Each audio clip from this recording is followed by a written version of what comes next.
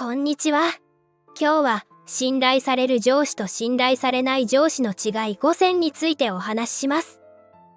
職場で長く過ごしていると、自然と一緒に仕事をしたいと思える人と、できれば距離を置きたいと感じる人が出てくるものです。この違いは何でしょう？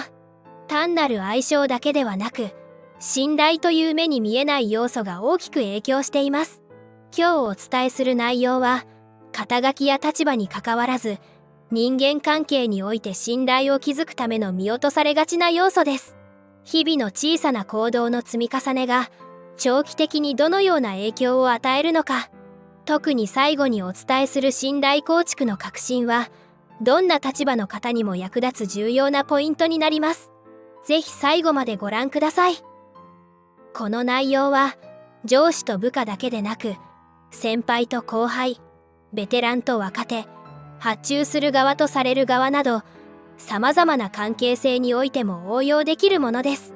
仕事上の関係だけでなく、また性別も関係なく、年下の人から慕われる、より良い人間でありたいと考えるあなたにも参考になるでしょう。この動画が、ご自身の日々の行動を振り返るきっかけになれば幸いです。それでは始めましょう。違い。1、約束の重みを理解しているか。信頼されない人は軽々しく約束をします。検討します。改善します。次回からは違う対応をします。しかし、その場しのぎの言葉で終わり、実際の行動が伴いません。例えば、もっと効率的な方法を検討しますと言いながら、結局従来通りの進め方を押し付ける。意見を聞きますと言いながら、自分の考えを一方的に伝えるだけで終わる。明確な基準で判断しますと言いながら、結局は感情や好みで決めている。立場が上の人ほどこの傾向が強く、言葉だけで相手を納得させようとしがちです。なぜなら、立場によって、その言葉が疑われにくいからです。一方、信頼される人は約束の重みを理解しています。言葉にしたことは必ず行動に移し、もし実現できない場合は正直にその理由を説明します。今回の計画では作業量が増えるかもしれません。ただし、この工程が終われば次からは確実に楽になるので、今は一緒に頑張りましょう。途中経過も定期的に共有します。このように具体的な見通しを示し、約束したことは必ず記録して進捗を共有する。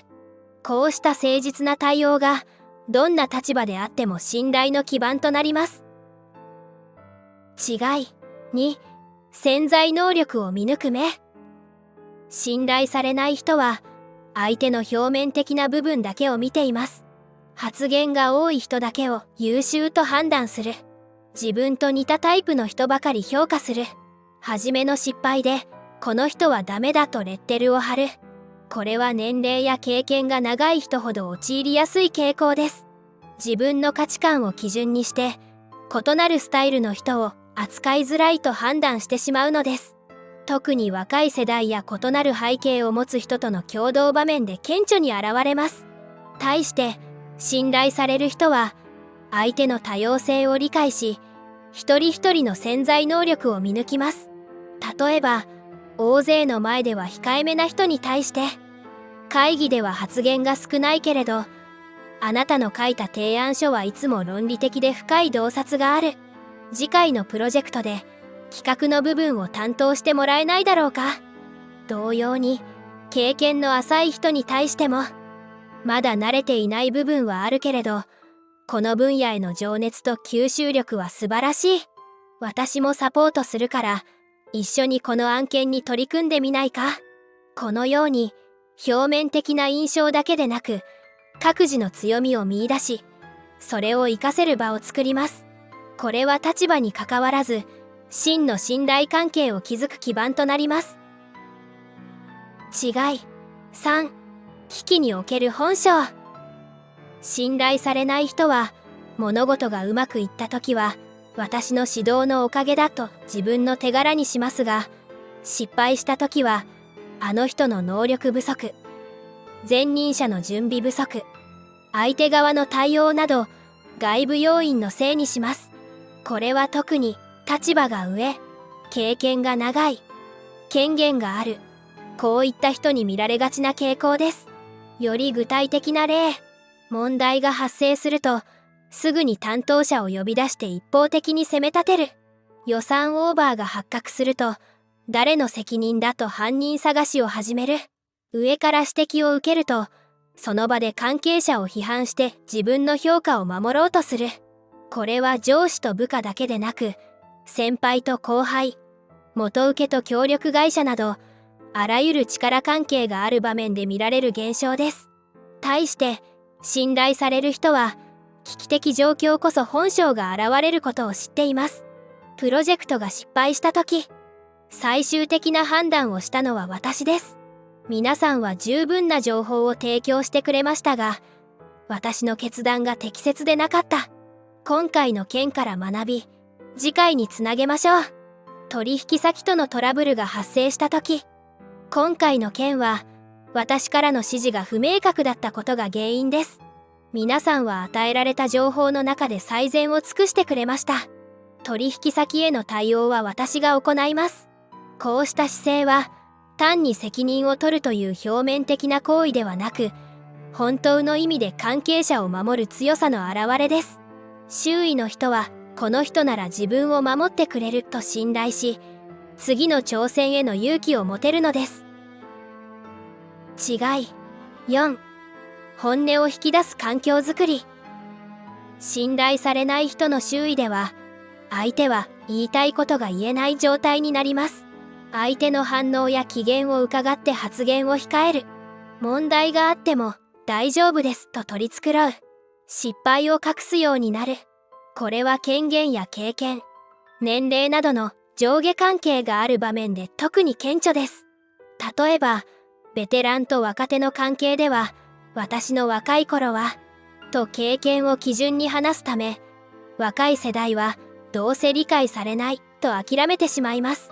同様に、発注者と受注者の関係でも、立場の弱い側は本音を伝えにくくなります。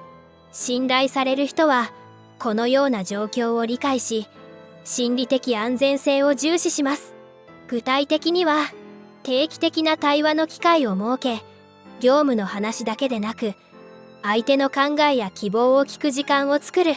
自分の失敗談や悩みを正直に共有し、失敗しても大丈夫という雰囲気を作る。相手からの提案や意見を、まず否定せずに、それは面白い視点ですね、と受け止める。例えば、経験の浅い人から従来のやり方について質問されたとき、確かにその疑問は大切です。なぜそのやり方を続けているのか背景を説明しましょう。その上で、改善できる部分があるか一緒に考えてみませんか？また、取引先からの提案に対しても、これまでとは違うアプローチですね。興味深いです。もう少し詳しく聞かせていただけますか？こうした対話を重ねることで、相手はこの人には本音が言えると感じ、重要な情報も隠さず共有するようになります。これはどんな関係性においても、真の協力関係を築く鍵となります。違い5、相手の成長を願う純粋な姿勢。信頼されない人は、相手の成長に無関心か、あるいは自分の利益のための道具としか見ていません。相手の成長は自分の成果につながるかという視点でしか評価しない。自分の負担を減らすための使える人だけを育てる。相手が自分を超えそうになると、微妙に情報を与えなくなる。これは管理職だけでなく、先輩社員、ベテラン技術者、または長く取引のある発注者など、知識や技術を持つ側に共通して見られる傾向です。自分の地位や評価を守るために、意図的か無意識かは別として、相手の成長を阻害してしまうのです。対して、信頼される人は、関わる人々の成長を純粋に願い、時に自分の利益を後回しにしても支援します。具体例としては、山田さん、あなたの技術力は素晴らしいですね。実は今度新しいプロジェクトがあるのですが、あなたにぴったりだと思います。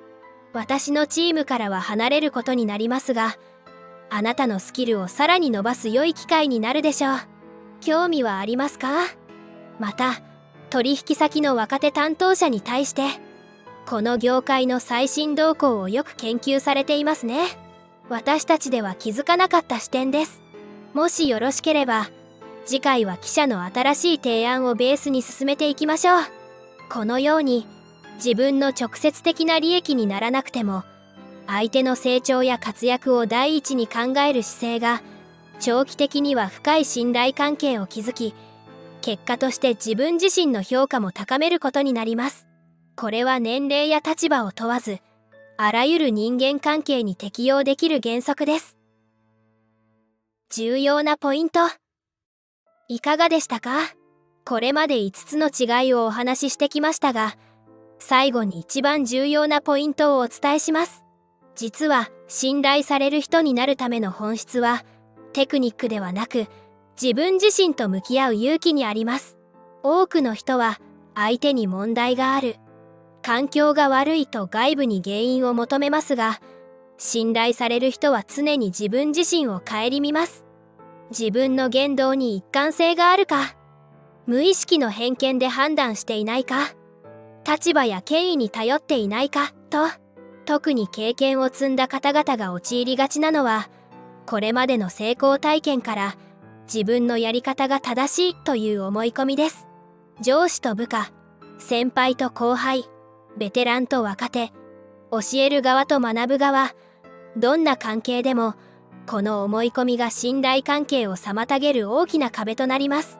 時代は変わり、人々の価値観も多様化しています。年齢や立場にかかわらず、人と人が信頼し合うには、自分の常識や価値観を一度脇に置き、相手の話に謙虚に耳を傾ける姿勢が必要なのです。これは決して弱さではなく、真の強さの表れです。明日から、ぜひこの視点で自分の言動を振り返ってみてください。立場や役割にかかわらず、あなたが関わるすべての人との関係性が少しずつ変わり始めるはずです。会社の上司、ビジネスの先輩、家庭での年長者、地域での指導者、あらゆる立場がある関係で、この原則は応用できます。